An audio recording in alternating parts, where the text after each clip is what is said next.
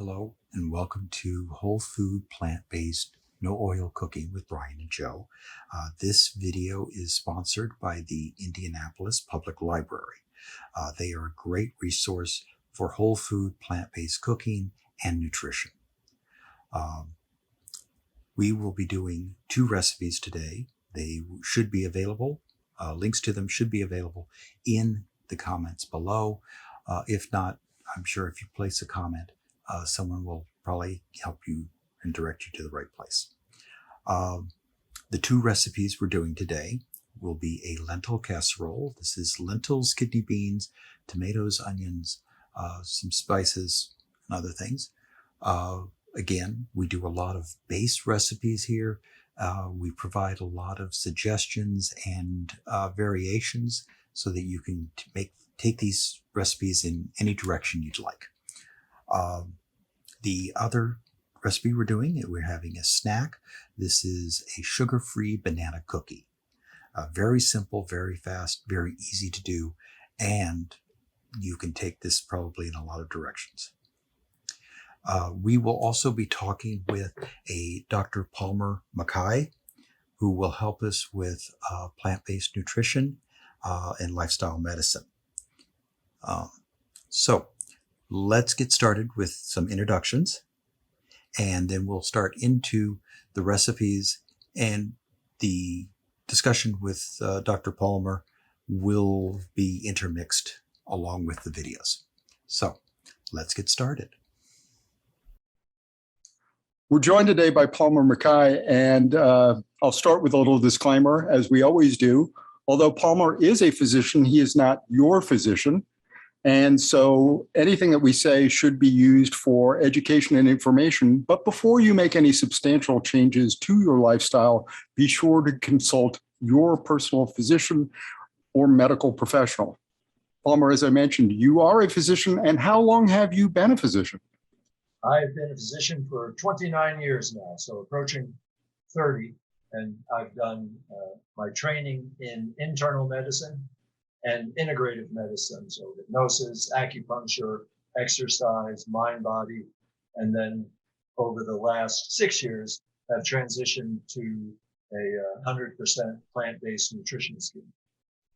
So you've been practicing for nearly 30 years, and the last 6 of those have been in lifestyle medicine and in plant-based?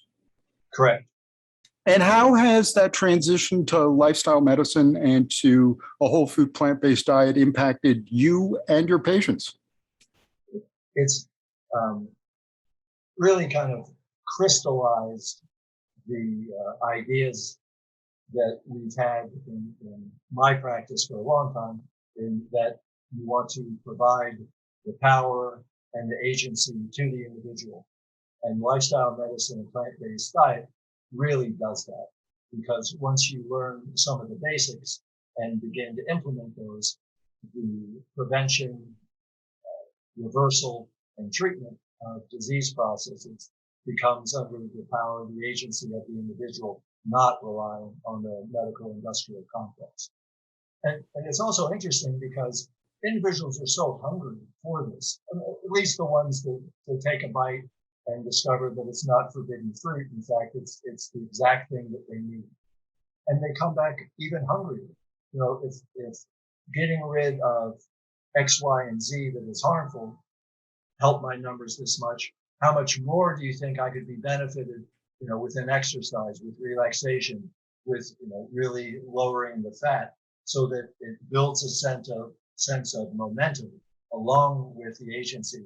But that momentum kind of brings them back, which is super helpful, because even though they have agency, there's still preventive tests and examinations and vaccinations and things, which we still want everybody to get, even as they grow healthier and healthier. Well, obviously, this is a huge topic because, as you noted, there's the food aspect of it, but there are also many other aspects of lifestyle medicine. There's exercise, there's relaxation, there are things that we haven't even talked about, like sleep and involvement in community. And those are all topics that I hope we will explore at great length in future videos. But today, we're going to talk about food. Excellent. I love food. It's the way to go. And it arguably, I think it is the foundation of the six pillars of lifestyle. Okay, so we've heard from Dr. Palmer Mackay. Now let's get started with our first recipe. This will be the lentil casserole. Now I'm going to show you my variation on this. Now I'm going to start here with some diced onion.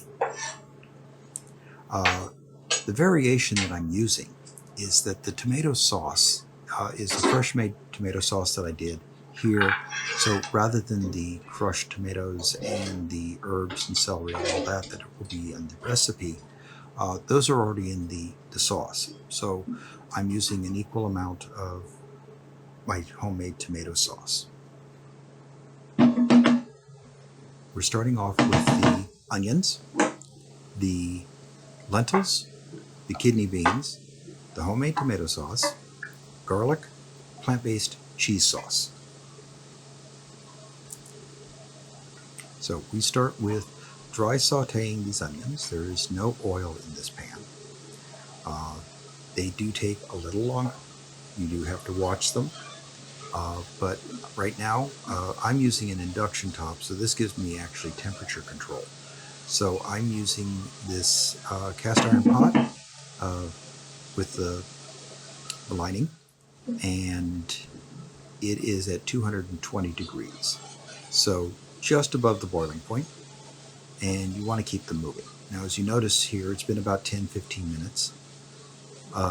You'll notice that there's a little bit of browning on the bottom, but that's okay. We will be taking that out with a deglazing, with the saucing. So now that we've got some color on the onions, we're going to add the garlic.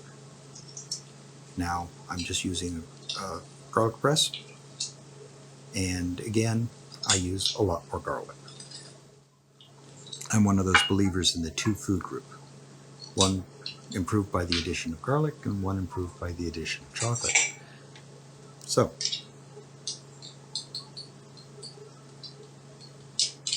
scrape that off.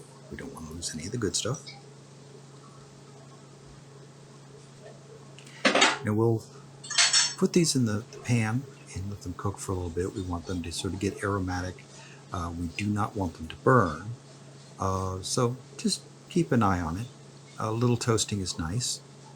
These will probably be in for somewhere between 30 seconds to about a minute. So just as long as they don't burn. That's the important part.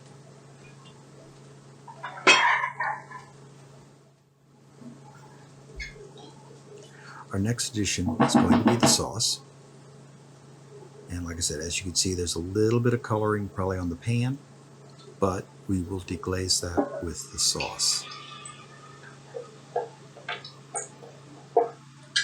Now this homemade sauce, I will have a video on how to do tomato sauce at home later on. So, but for now. And as you can see, the sauce has nicely deglazed the pan, so there's nothing sticky, nothing burned on the bottom.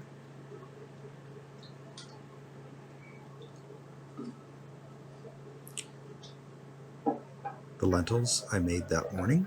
In fact, they are still pretty warm.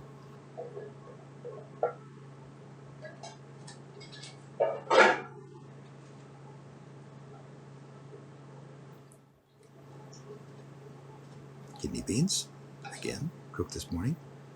At the end of this video, I will show you quick videos of basically how difficult it is to make beans from dry, and you don't have to soak overnight. The lentils are cooked in a pan in water, and the kidney beans were cooked in an electric pressure cooker. Okay. So I've got everything mixed together, nicely incorporated. So, one thing I did not point out, and I just remembered here, is I like to add a little bit of vegan Worcestershire sauce. It helps give a little bit of a meaty flavor to it, just that umami. and that was the house brand at Kroger. Just check the brands of Worcestershire and look for one that is vegan.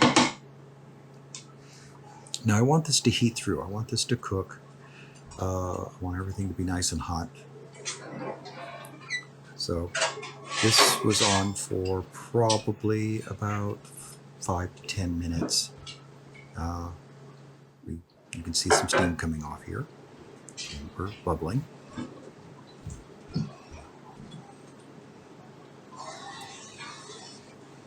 I want most of the cooking to be done here.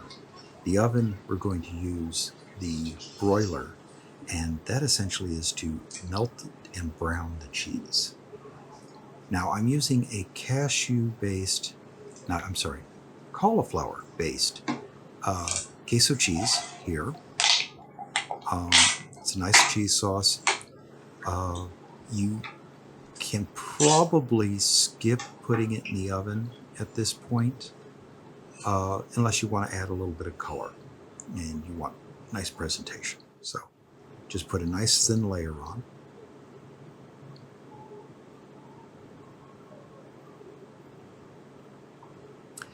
And we'll put this in the oven. While this is baking in the oven, we'll go back and talking to Dr. Palmer McKay. So our main topic today is our main course, which is a lentil casserole or lentil stew. And one of the things that I've noticed as I've gone to a plant-based diet is that I'm eating a lot more legumes. It wasn't a part of at least my diet growing up. So let's talk legumes. Let's start with the basic for people who have not been exposed to that term before. When we say legumes, what are we talking about? So it's interesting. Depends on how you split it. Legumes are really the total plant of the beans, lentils, some seeds. So that's the pod as well as the leaves. And then the kind of corollary terms, the pulses. And the pulses are what we really think about when we think about legumes. It's the lentil, it's the bean, it's the soy, it's the chickpea. It's kind of the fruit or the seed of the legume is the pulses. So for instance, you could be eating black bean leaves and that would still be legume. Whereas if you're just eating the black bean, that would technically be a pulse, the pulses. Okay, so this is an interesting learning opportunity. What are the why should we care, and what parts should we be eating or be seeking out, and what parts are more optional? So you should care. We all should care so much about legumes. It really cannot be overemphasized. From a bang for the buck standpoint, in terms of protein and fiber and meals, legumes are 15 to 20 cents a serving if you buy them dry and rehydrate them. So from an economical standpoint, they're unbelievable in terms of the B vitamins, the fiber, and the protein that you receive from them. There's one benefit. Another benefit is that from a greenhouse gas reduction, legumes are the lowest of the frequently eaten vegetables and fruits in terms of greenhouse gas production. Upwards of 50 to 100 times less than an animal equivalent of protein. So per serving, legumes save the planet every time you eat them. Then, what are they giving you in terms of health? Well, they give a really great combination of soluble and insoluble fiber. So why does that matter? Fiber is something which we cannot digest. So it feeds the bacteria, and it preferentially feeds the good bacteria. So the more fiber you eat, the healthier the bacteria in your intestines become. And the really cool thing about legumes is they actually have more soluble fiber than oats. So it's close to a 50 to 50% soluble to insoluble. And the soluble tends to coat simple carbohydrates, and it interferes with the processing and absorption of simple carbohydrates and cholesterol. So there's a couple of advantages now. Lower rise in sugar after you eat, lower absorption of cholesterol for the cholesterol that you do eat. It's inexpensive and it's not producing gases. And since you can't digest it, this is really one of the magical things that legumes do. Those fibers get transported down to the end of the small intestine. And so if I eat legumes for lunch, as I mentioned, it interferes with the absorption of simple carbohydrates or sugars. So my sugars don't go up. And if my sugars don't go up as high, I don't need as much insulin. So for diabetics, what's called the glycemic excursions after meals are less. And for all of us, it's less. Then when that little bit of non-digestible fiber makes it to the end of the small intestine, it signals back to the stomach to retard emptying on the second meal. So this is called the second meal effect. That when you eat legumes for lunch, you're actually protecting yourself against high sugars and high levels of insulin after you eat dinner. So the second meal effect is that legumes actually protect you twice from high sugars and from high insulin, which over time then helps protect you from insulin resistance, type 2 diabetes. Wow. So as you started off by saying an enormous amount of bang for the buck, you're getting high levels of good quality nutrition for pennies a serving. And by the way, in our demo, in our cooking demo, we'll show people both how to prepare kidney beans from dried in a electric pressure cooker, popularly the Instant Pot, as well as use canned beans if that's something that is something that's more convenient for them. I will make the note, and I love your input on this as well.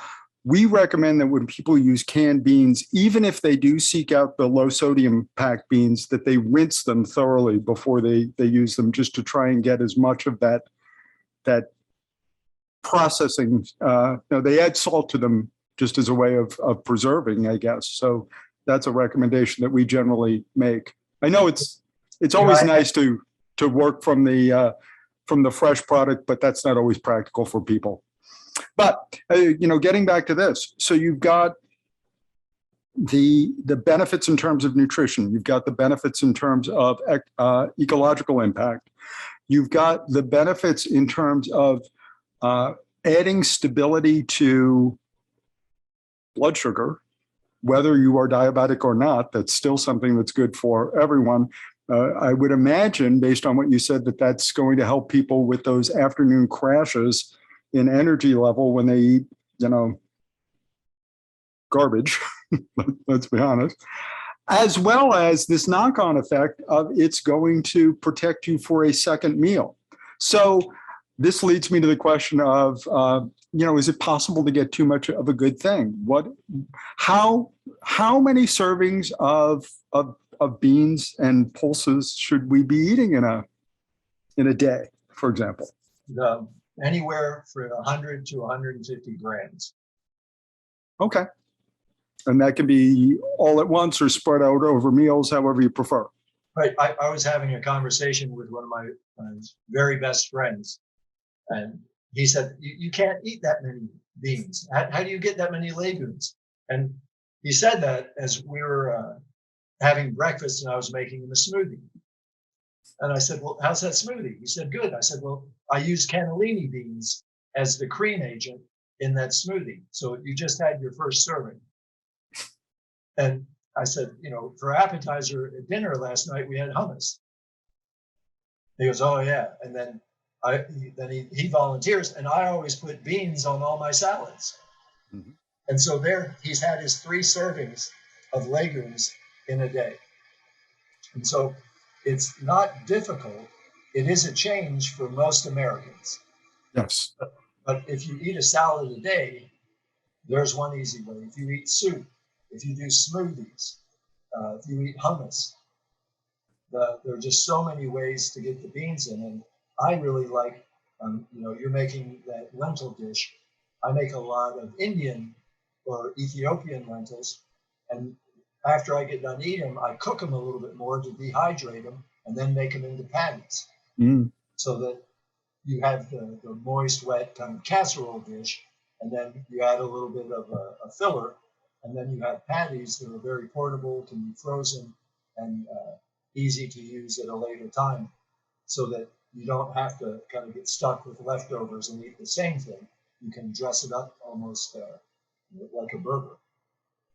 It's always great talking to you because you preview so much of what we've got coming down the pike for us. We're certainly, Brian has a really wonderful formula for mix and match, how to take leftover pulses, grains, all sorts of things, and put together. You don't even have to make the same patties all the time. So we've got that coming. There were a couple of other things that you talked about. So, the big one is what we try to do with this series of videos is get people to start thinking differently about the way that they put meals together. And I think that's exactly what you're getting to, that we fall into certain habits about ways to use certain ingredients. But when we open up our mind to the idea that we can use beans in a different way, like as a thickener for a smoothie or as hummus, which hummus has gotten really popular, but I don't think a lot of people are really all that familiar with what it actually is. And we'll show in a future show, we'll show some ways to make really healthy and really tasty variations on hummus. But this is a big topic, and I think we've just started to open the lid on the can of beans, but we will dive deeper.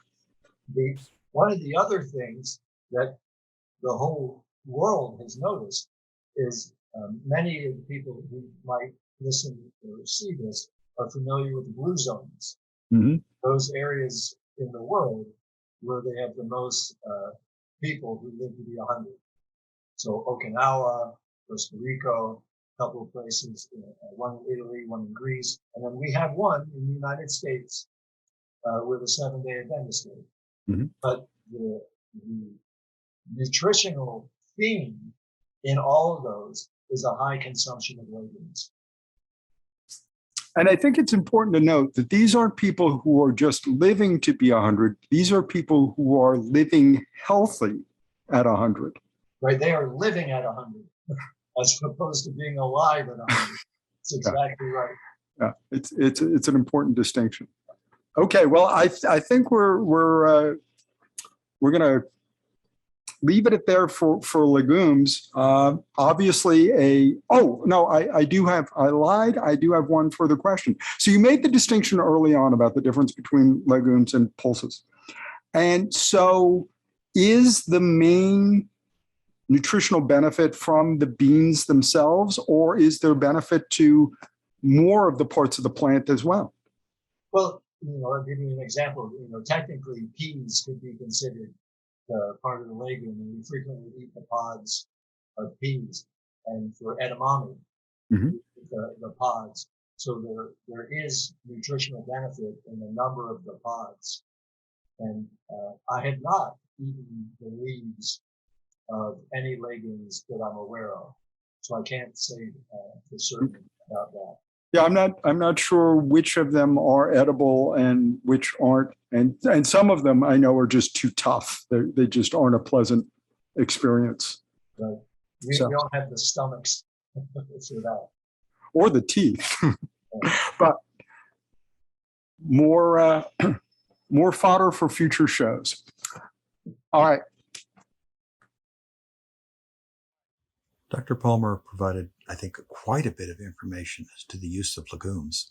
So it'll be great to basically incorporate some more of that into future recipes in our diet. So I'm going to pull the, it's been about 20 minutes in the oven. I'm going to pull this out. This has been under the broiler only.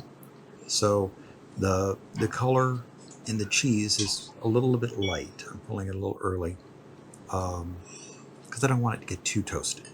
I don't want it to burn again. So we have a nice casserole here.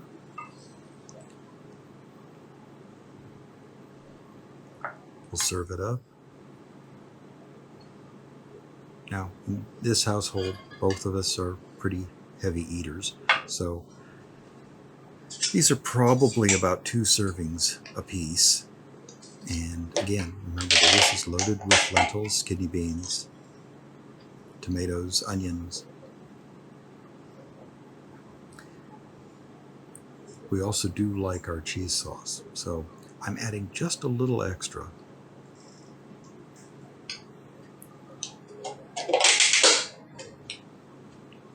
And you could put as little or as much or as little as you would like.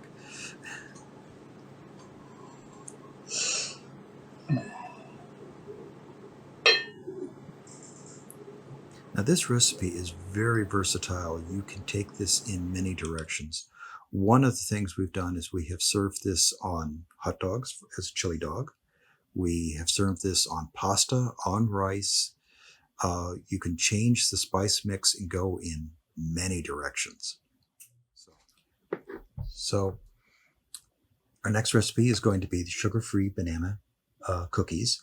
We'll start off with the ingredient list and mixing it together. Now, I used the wrong size scoop on here, and I only got 9 cookies instead of a dozen. So, and I wanted to flatten them out, and you'll see that in the video. But they still turned out really good. And we'll have Dr. Palmer Mackay talking about sugar, both natural and artificial. Well, not artificial, but natural and processed. So we'll get into that discussion. But let's put the cookies together first.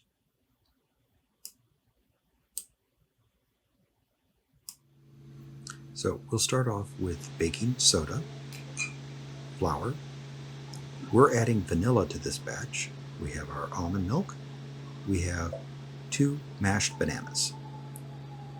So I'm going to mix these together.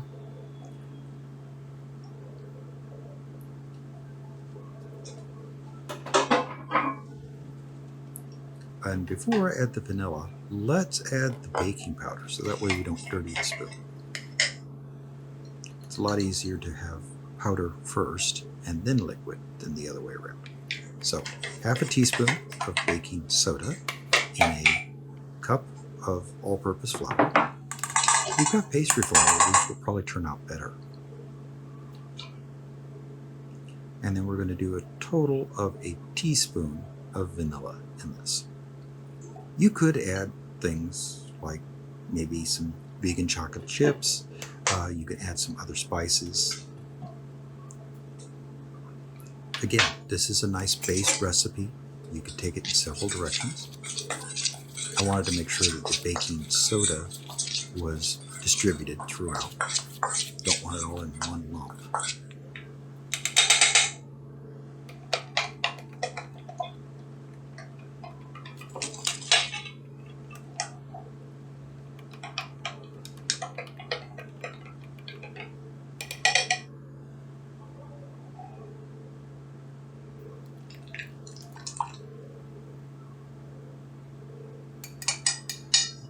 Need to get all of it. All good stuff.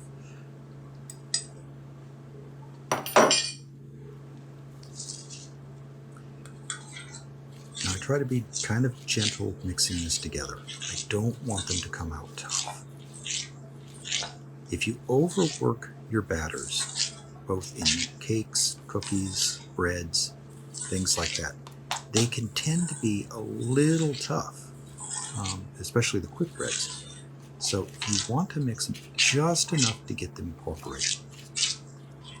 And You'll see I'll occasionally do a strike down the center because I'm trying to make sure there's not a pocket of flour in the middle of the bowl.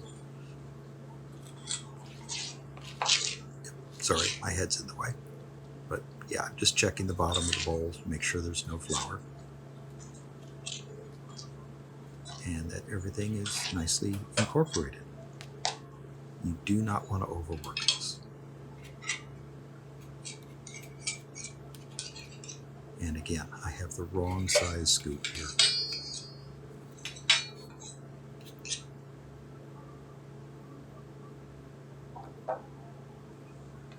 So you just scoop out a little bit.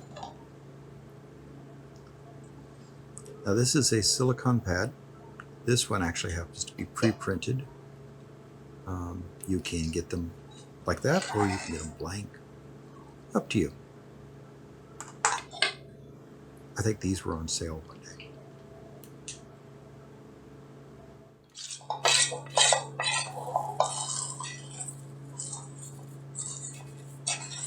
Just want to finish off this last one. So, even though it was the wrong scoop, they're all pretty much the same size.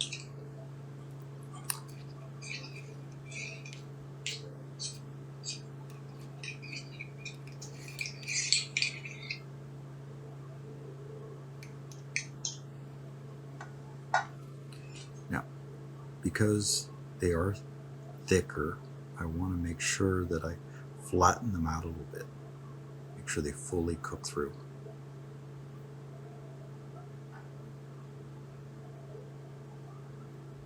I also want to make sure that I don't have any little bits of banana sticking out that might burn. So we'll stick these in the oven. About halfway through, I will flip them, and you'll see that. But while these are baking, let's talk with Dr. Palmer Mackay a little bit more about sugar. And we're doing a really simple dessert this time. It's a very simple banana cookie. And the thing I want to talk to you about it is we have made a cookie that has all of its sweetness coming from the banana. So there's no added sugar. And I know this idea of added sugar has become a big topic because we found out that, especially in processed foods, food manufacturers are putting sugar into so many things. Could you talk a little bit about what all this added sugar is doing to us, or more importantly, why we might want to avoid it? Sure. And just to ensure that people know is that there are a lot of commercial forces at play here, trying to get us to continue to eat sugar because that sugar tickles our brain.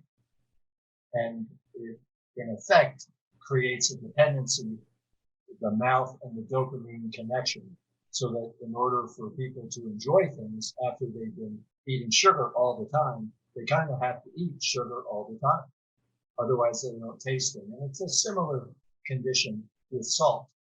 And that's why when you wean people off of that, they can begin to appreciate the real flavors of food again. So that salt in there has been in there, and they've been trying for years and years to make recommendations that we get down to no more than 10% of our calories from added sugar. And that has been a huge political fight. Britain, I think, is going to 5% now. But why do they want that? What is so important about that recommendation? That the more sugar you eat, the less healthy you are. It isn't that you're just having a little bit of sweet. You're consuming something, a simple carbohydrate, monosaccharide, generally, that raises inflammation.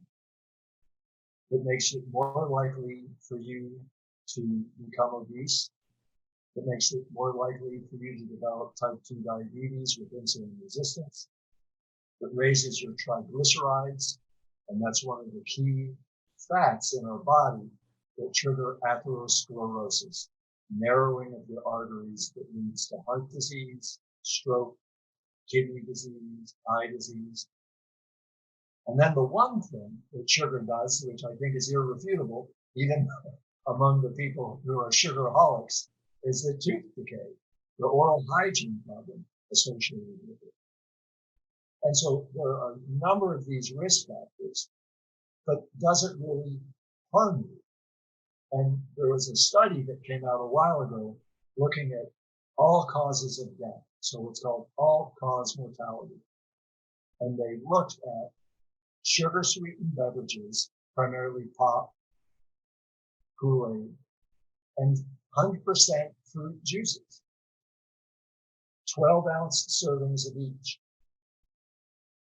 For each 12-ounce serving consumed every day, your mortality went up. That is, you were more likely to die. 11% or more. And so if you had 3 pops a day, that increased your risk of dying over the next, I can't remember how many years, I think it was a 6-year study, by up to 30%.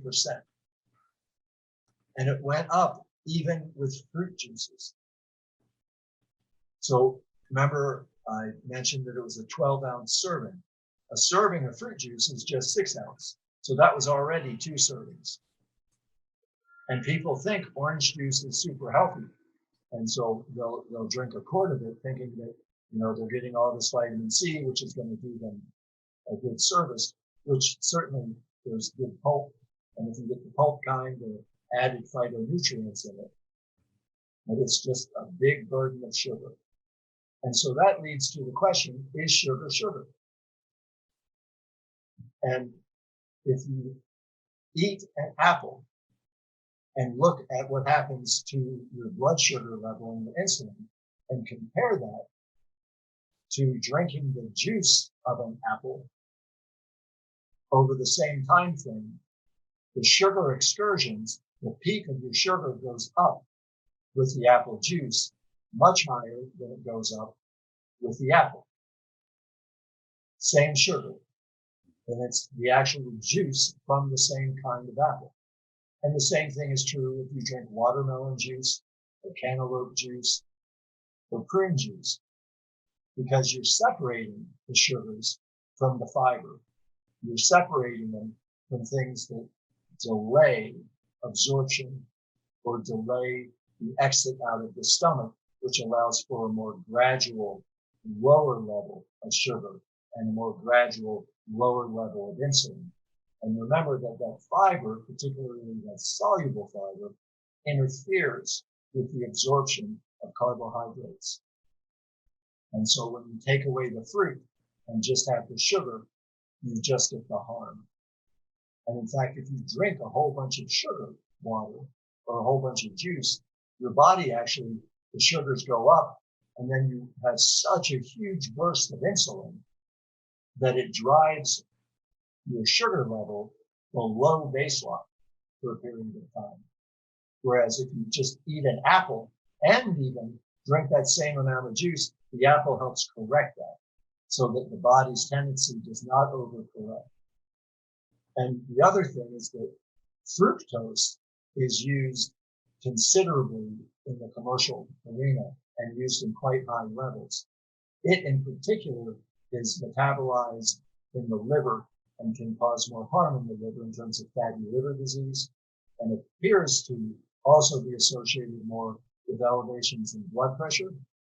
And so now you have elevations in blood pressure, potentially high sugars and obesity, and then fructose also changes the way we metabolize some other chemicals that can increase the risk for gout.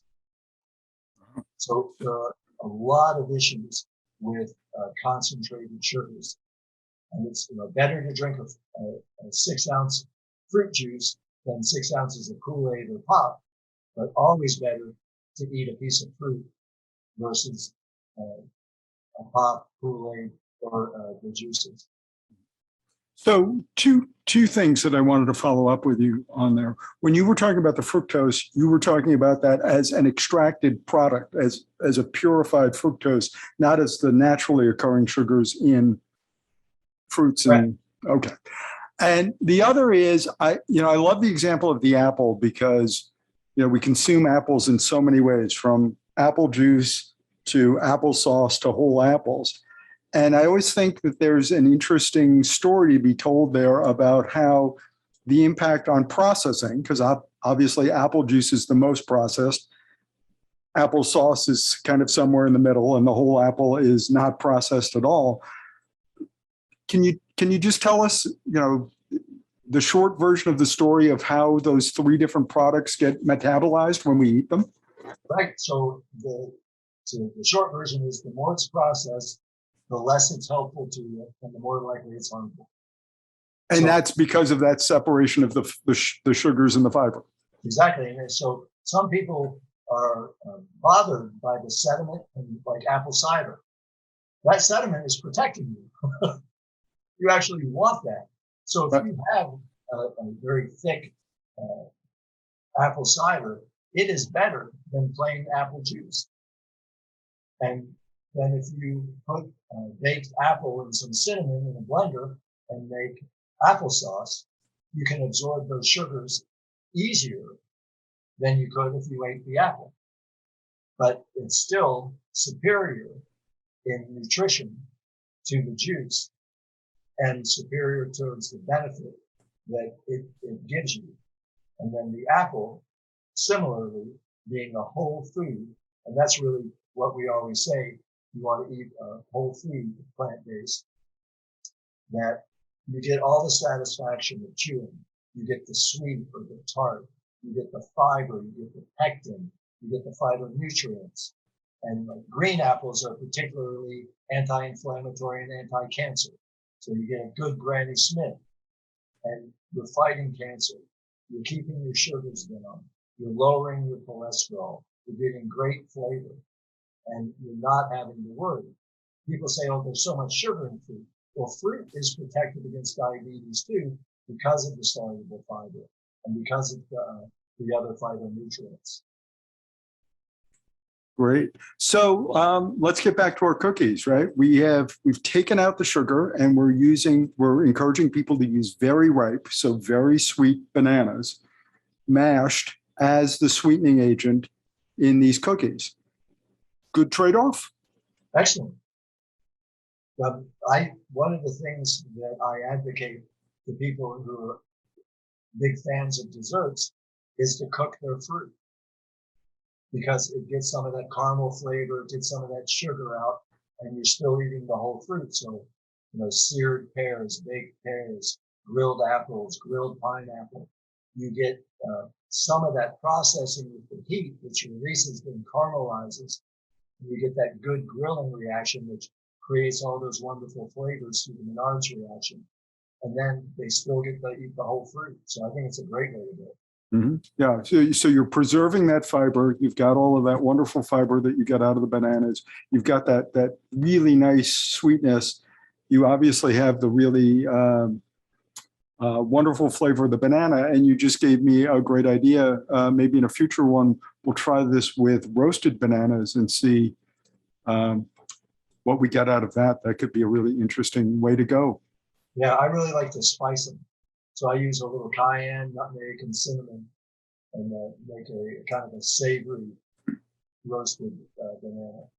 Yep, there are so many directions to go, and that's what we hope that we're doing with this series, is giving people base recipes, but really providing them as jumping off points, so that if you want to try variations on these, if you want to roast your bananas, if you want to spice the bananas, I like what I would call the sweet spices. So the nutmeg, cinnamon, mace, ground cardamom. There are all sorts of really wonderful flavors. I love the idea of adding a little bit of chilies, and those you can go from really mild to really spicy depending on your heat tolerance and what you like. And we can do another segment at some point about the health benefits of capsaicin. But really getting people to think about their food and the so many options that you have in the plant-based world that are both healthy and delicious and intriguing. I mean, the idea that eating a plant-based diet is somehow limiting or boring is something that I think we have to help people get past. Right. I mean, your work as a psychologist, and one of the things I try to do is to get people to look at it as play. That when you embark on something new, be playful with it. It doesn't have to be scary or overly serious. And that's where if you include children, it kind of takes that out of it. Because, you can decorate fruit, you can make little animals, and it's so much easier to do and safer to do with fruits than it is with animal-based foods. Mm-hmm. But one of the things I was going to say, since we started with legumes and ended with capsaicin, is that lentils are the most anti-inflammatory of the legumes. And then you rattled off a series of spices, including capsaicin, which are also anti-inflammatory. And so I would include, I imagine you really like ginger as well. So another really good anti-inflammatory. And so not only are you eating inexpensively, playfully, and tastefully, but you're decreasing the inflammation in your body. Well, since you mentioned it, I'm going to put a plug in for one of our earlier videos, which is my power oatmeal, where we start with a bunch of fresh ginger and fresh turmeric and blend that together in the water that we cook the oats in. And I'll tell you, I start off almost every morning with a serving of that, topped with a bunch of fresh fruit, and it is just an unbelievably wonderful way to start the morning. And what's great about that is people say, oh, oatmeal, it takes so much time. I make it 10 servings at a time and keep it in the fridge. And then it's just a matter of sticking it in the microwave. And so I put oatmeal in my smoothies, and then I use, my son made me my combination spice. So I have a whole jar of black cumin, turmeric, cayenne, ginger, clove, that's all made up. And so I just scoop it in with the oatmeal and either do a smoothie or the oatmeal and blueberries, just like you. It's a wonderful, wonderful way. It jumpstarts your metabolism. It wakes you up. Good fiber source, good phytonutrients. It's a great way to go. Well, and the other thing, you get back to that idea of being playful. One of the other things that I do is I was playing around with the spice blend for this oatmeal, which I don't do as a smoothie. I do it as a bowl. And obviously, whatever works for you is great. But in addition to the ginger and the turmeric, and there's cinnamon and ground cardamom in there, but there's also a big, healthy pinch of black pepper for two reasons. One is it's really an interesting flavor in there with all of those, as I say, traditionally sweet spices, but also the black pepper and the, what is it, curcumin in the turmeric. All right, the curcumin. Mm-hmm. My understanding is that there is a synergistic interaction between those two that makes that more bioavailable and just a better nutritional choice for human bodies, right? Right, they go super well together. It's like mustard and broccoli. You always want to have a little bit of mustard powder on your broccoli and a little black pepper with your tomato. So we will do. We'll get some more people. We'll invite some more people to the party, and we will do a whole thing on synergistic combinations as well. There's so much here. There's so much to play with. As Brian, who does most of the recipe development and the cooking demos here, likes to say all the time, he wants more people to play with their food. Exactly. Well, Palmer, thank you so much. This is really wonderful information. I hope that this encourages people to be a little bit more adventurous in their eating, to start rethinking their relationship with food, and to talk to their doctor, their nutritionist, any health professional that they're working with, either to maintain their health or to deal with a chronic condition, and look at how lifestyle medicine and nutrition can be a really important part of managing and in some cases reversing some of those conditions. You're exactly right, and it really is fun. And there are a lot of resources around. American College of Lifestyle Medicine is the Physician Committee for Responsible Medicine. Ask your provider, and there are probably going to be some resources maybe associated with this video series as well. Yes, I know that the library has a really wonderful list of resources that we will see if we can link in the description for the video. There are some great books. There are some really wonderful video documentaries that I always find inspiring and that I know you and I have both seen and been on panels to discuss. So there are great resources out there. I'm encouraged by the fact that more and more physicians seem to be looking at this as a really important part of their practice. And I think it says a lot about the body of evidence that is growing that just says, this is not a fad diet. This is really a way that we have to think about health.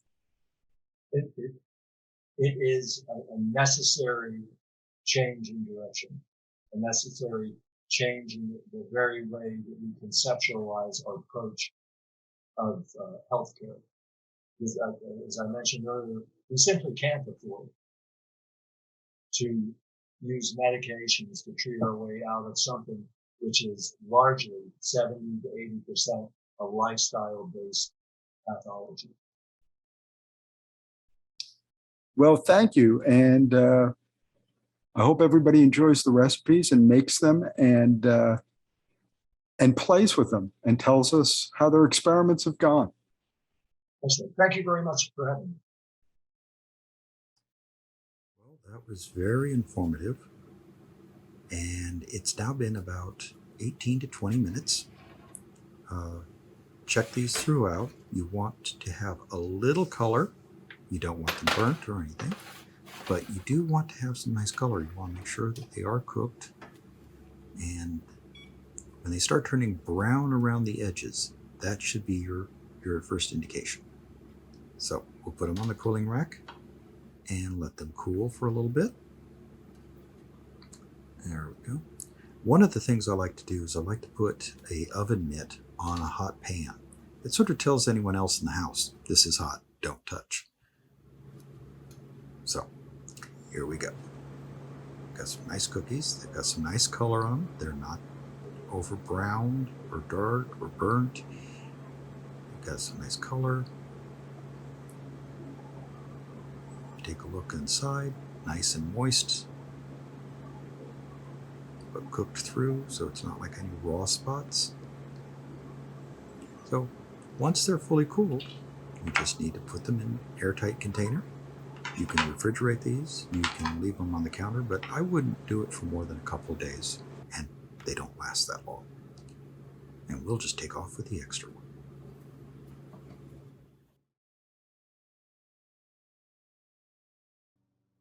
Making kidney beans in an electric pressure cooker.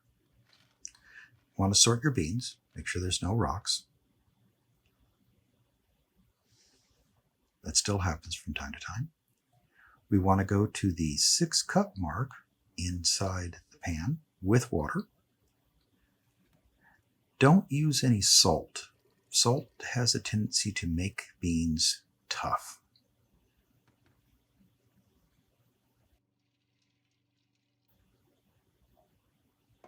You could put garlic in if you like, if you want to flavor them that way. Maybe some bay leaves or something like that. My lid stuck. Here we go. So you're going to select pressure, and it defaults to 30, but, and I did do 30. They did not cook all the way through. I found that kidney beans take about 40 minutes. So we'll do our lentils.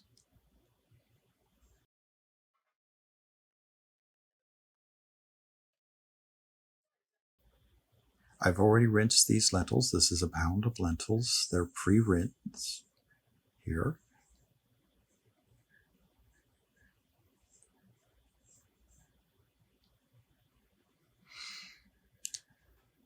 Again, no salt.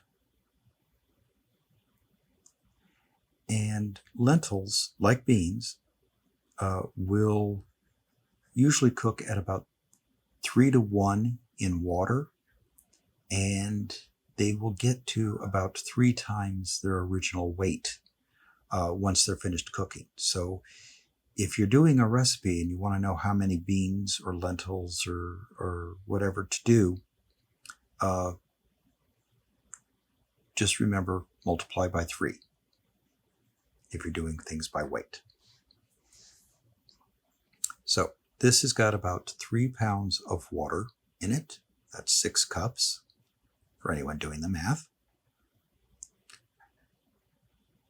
On the pan, like with rice, you want to bring it to the boil.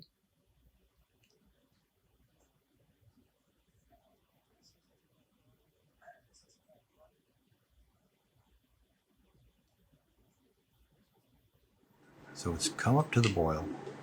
Give it a quick stir, put the lid on, and then I'm going to drop it down to simmer. That's about 190 degrees.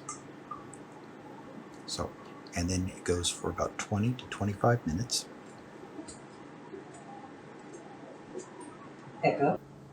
Afterwards, you'll do about a 5-minute rest. And there we go. That's how hard it is to do lentils. Well, I hope you've enjoyed the videos. Please leave some comments. I hope you try them and enjoy them. If you have any suggestions, if you have comments, if you try different variations of these, let us know. Maybe we'll incorporate those with our own. So I hope everyone had a good time. I hope you enjoyed the talk with Dr. Mackay. I think there was a lot of good information there, and I hope to see you on our next video. So everyone, take care, stay safe, and be healthy.